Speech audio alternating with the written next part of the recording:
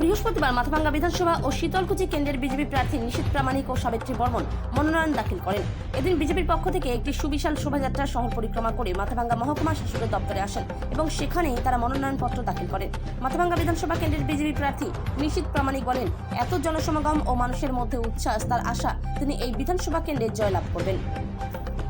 মাথাভাঙ্গা থেকে উৎপল অধিকারী report, big news Bangla. জমা করতে এলেন, বিপুল জনসমর্থন দেখা যাচ্ছে, কি বলবেন?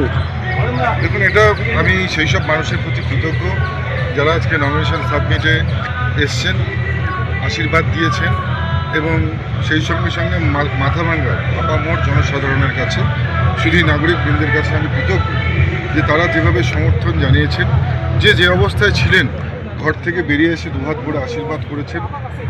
এই কৃতজ্ঞতা জানাবার ভাষা আমার নেই, তবে যতটাই বেশি কৃতজ্ঞতা জানানো হবে ততটাই কম হবে। আমি প্রণাম জানাই সমস্ত মাথাভাঙ্গার শিক্ষিত যারা নাগরিক রয়েছেন তাদেরকে, যারা মাথাভাঙ্গার আপামর জনসাধারণ রয়েছেন তাদেরকে, এবং গণদেবতাকে প্রণাম জানিয়ে আমি নমিনেশন সাবমিট করতে যাচ্ছি। তবে কাল যে মালদা में घटना घटी उसके बारे में রাজনৈতিক ম্যাটারে বাদ করতে চাই। আমরা জমা করলাম, যেটা করতে হয় আমাদের পার্টির পক্ষ থেকে, এটা আমরা করলাম। তো অনেকজন আমাদের সাথে কর্মী সমর্থক ছিলেন, দেখেছি। কেমন লাগছে আজকে নমিনেশন জমা করার পর?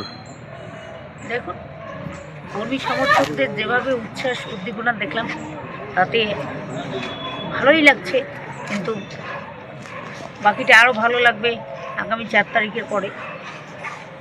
নির্বাচনী প্রচার সারছেন, বাড়ি বাড়ি যাচ্ছেন, বিভিন্ন জায়গায় প্রচার করছেন, কেমন সাড়া পাচ্ছেন? আমরা যেভাবে সাড়া পাচ্ছি, প্রচণ্ড দুর্দান্তভাবে মানুষ আমাদের পাশে আছে। যেভাবে আমরা সাড়া পাচ্ছি তাতে আমাদের জয় 100% নিশ্চিত। এই বিধায়ক বয়ানবাবুকেও পাশে পেয়েছেন, তা আপনার সাথেই নমিনেশনে এসছেন, কতটা সাহস পেয়েছেন বা কতটা আনন্দ লাগছে?